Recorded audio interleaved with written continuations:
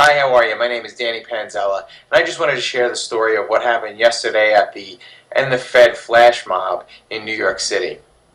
I saw some activists in Philadelphia were going to have a flash mob street action at the Philadelphia Fed, so I figured why not have one in New York as well. So I made a Facebook event, and I posted up around Facebook that we were going to have a flash mob rally to give out flyers and just educate people, tourists on the street, on Wall Street, about the Federal Reserve Bank and that it's a private banking cartel. Well, when I showed up at the Fed at about 2 o'clock, there were police surrounding the Fed. They were basically against the wall, about 15 to 20 feet in between each officer, surrounding the whole Fed, around all 4 blocks of the Fed. I thought this was odd because there's not usually this much police presence around the Federal Reserve Bank, which in and of itself is kind of like a fortress if you've ever seen the building. So I pushed my son in the stroller up towards the Fed, and as I passed the first cop, I asked him very innocently, "You guys usually have the Fed surrounded? You guys usually have the Fed surrounded?" No, we just here for today. I don't know why. Something special? I work uptown. The whole perimeter is surrounded. I don't know why. Alright.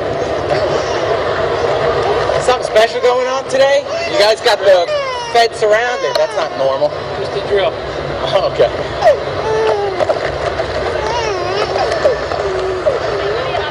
What's going on today? They don't usually have the Fed surrounded. No, it was going to be a flash mob. They never showed up. Oh, okay.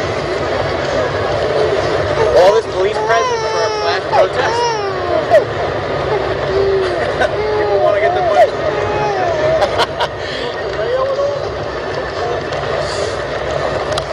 Well, they heard about us and they were waiting for us.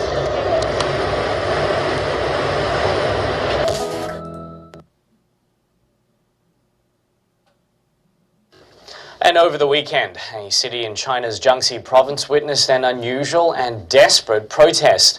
Hundreds of people gathered on a bridge threatening mass suicide. They were protesting corruption by a local judge. Nanchang Bridge, Jiangxi province, August 4th. A crowd of 500 people gathers threatening to kill themselves by jumping off. They're mostly farm workers and their family members, protesting alleged corruption. The protesters accuse Appeals Court Vice Director Guo Bing and others of accepting more than $93 million worth of bribes from a construction company. They say the company owes 300 plus workers 5 years of unpaid wages, and when they brought a lawsuit against the company, Guo threw it out after allegedly accepting bribes. Workers are also protesting the detention of a journalist who investigated the scandal. Xiongxi Mao was imprisoned for 1 year and 3 months after exposing the scandal on the internet in 2007. We require them to redress the situation, give us justice, return our personal dignity and honor. But the government up until now has not even sent one person to inquire about this issue. Protesters say the suicide protest was the last straw. They deprive peasants of their benefits and let them become destitute. It's corruption that's led to the current situation. On August the 4th, we saw their bureau chief to talk about this issue. I said that he needed to be stable and provide justice for the public, but he didn't pay any attention. So at 6:30 p.m., they assembled at the bridge wearing T-shirts with slogans on them, ready to jump off. What I wrote was, "Where are the heavenly principles? Return my blood and sweat money." On my white T-shirt was written, "I have had injustice. I'm using my death in exchange for a righteous soul." But the protest didn't end in suicide, nor did it end peacefully. In the end, the Public Security Bureau used riot police to suppress the protest and drive us away. Over 500 policemen. Some of us were beaten and injured. Mass protests are common in China, and their frequency is increasing.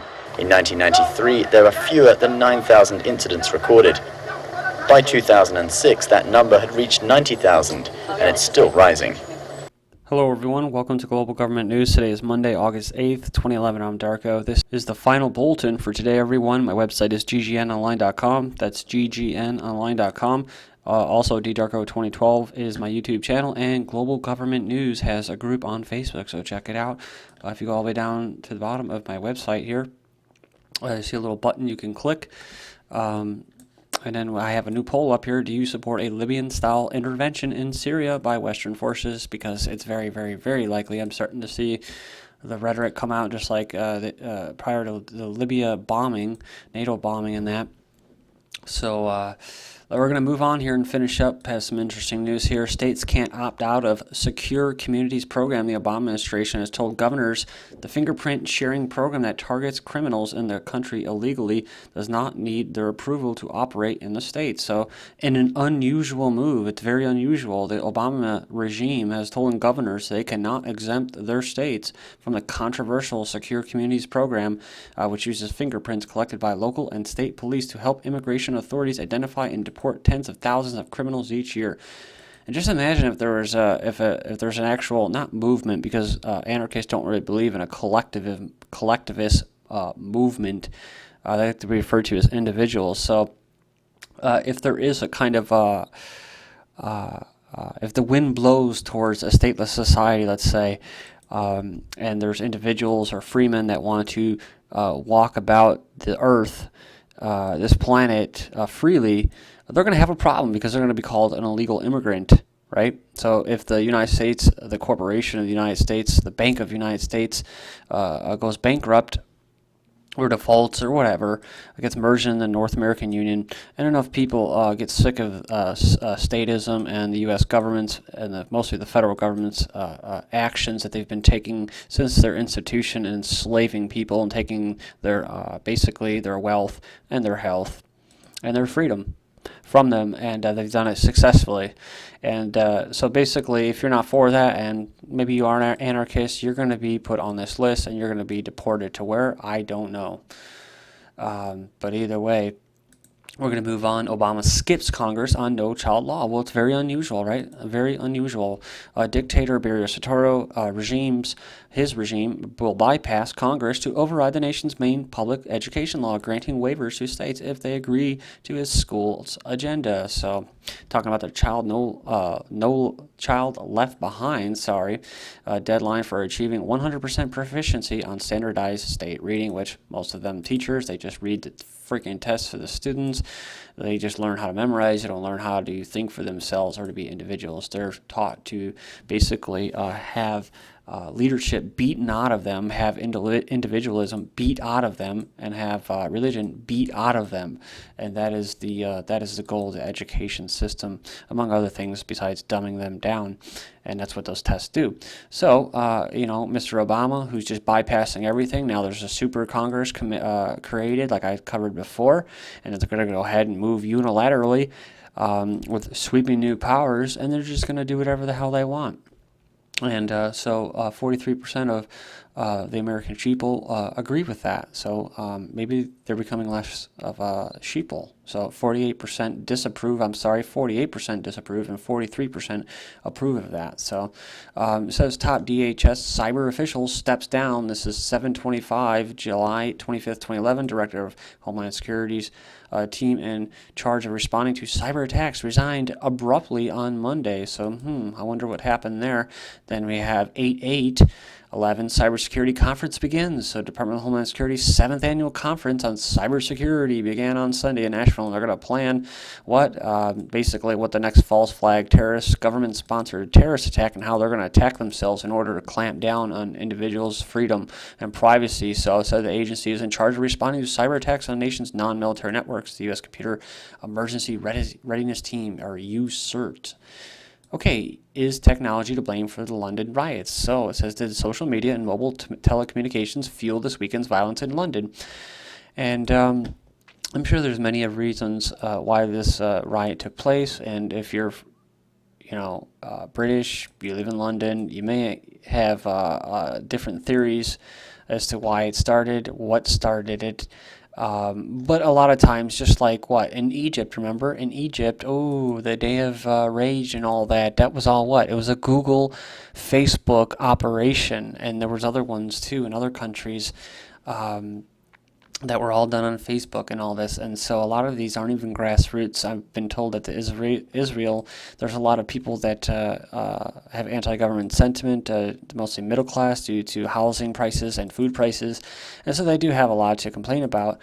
But there's also a possibility of being co-opted and not being grassroots and brought on by the government themselves. So this looks like a possible, like this London thing with the people in the ski mask, running around damaging private property. I don't know. It smells weird. iPads cry for help leads police to crooks. So an iPad became a crime-fighting tool after it was stolen from a Middleton house. And it says here that he told police he had a way of finding the persons responsible for the break-in. Technology-savvy owner had previously downloaded a free app available to iPod users that can track the device's exact location. So there you go. Promote that crap. Mobile addiction. And it doesn't really matter because all that shit gets traced and tracked anyway because it has a GPS built into it, and it bings off the towers and satellites and that. Mobile addiction. After 3 decades, Australians panic if they lose their phones. That's right. So Aussie phone phobia grows as mobiles turn 30, and it says 30th anniversary of Australia's first mobile phone call. So everybody celebrate. It says here, Africa, millions of poor people will have mobile phones under UN-backed scheme. So that's very nice of them. 3 million poor people in Africa and South Asia. The majority of them, women and starving people, will gain access to low-cost mobile phone numbers as part of a technology firm's partnership with the United Nations-backed initiative that enlists the private sector in efforts to fight poverty. Everyone to be counted in 2011 Census, and down there it's going to include same-sex couples who've married overseas will have their unions counted for the first time, and so you can check that out. And also, they're going to have religion on there. You can put in your religion, all this other information that isn't really needed. The only thing that the government needs to know is how many people are living in the household. But now they're asking your income, if you're a gun owner in some places, Mexican newspaper. And guess what? A lot of these censors are being carried out by what? By defense contractors like Lockheed Martin in the UK. That's what's doing it. That's who's doing it. Boeing and Lockheed Martin. Isn't that awesome? Mexican newspaper uncovers systematic monitoring plans of public online sources.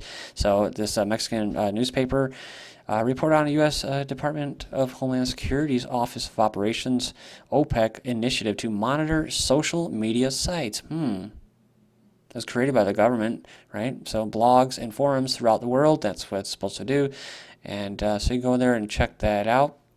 The U.S. expands role in Mexico's drug war, says report. It says the United States is sending new CIA operatives and retired military personnel to Mexico and may deploy private security contractors to fight the drug cartels, which are the Mexican government. It says here, Mexican military helicopters land in Laredo by mistake. Oh, by mistake. So look at that. Military helicopter lands Saturday afternoon at Laredo International Airport by mistake. And then look at this. U.S. returns 33 Mexican troops who strayed into Texas just days prior to that. So, like the North American Union guys, but it doesn't exist. It doesn't exist. Albuquerque gun store owner challenging the ATF rule. His gun store is challenging a federal requirement that weapons dealers in 4 border states must report multiple sales of semi-automatic rifles, who are, probably going to Patriots.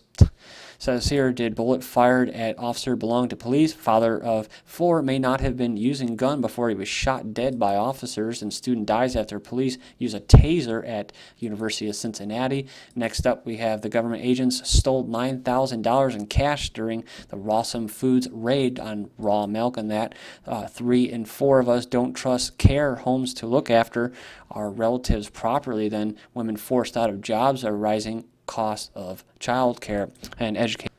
Then we have in an article in Friday's Irish Independent, current Minister for Social Protection, Joan Burton, outlined plans to link child benefit payments to school attendance and wait for vaccination. Iran has sent second aid cargo to Somalia, mostly food. UNICEF starts Somali kids vaccination, so there we go.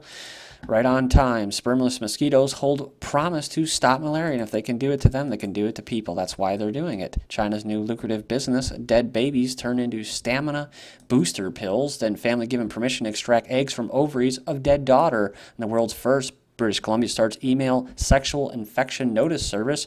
For all this promiscuity that the New World Order creates and promotes, free at-home STD testing kits now available in Alaska. And thanks to HARP, July is the 4th warmest month on record. And we also have record fake man-made lightning. Thank you, HARP. And orange algae invades Alaska. This is GGN, and I'm Darko. Thank you.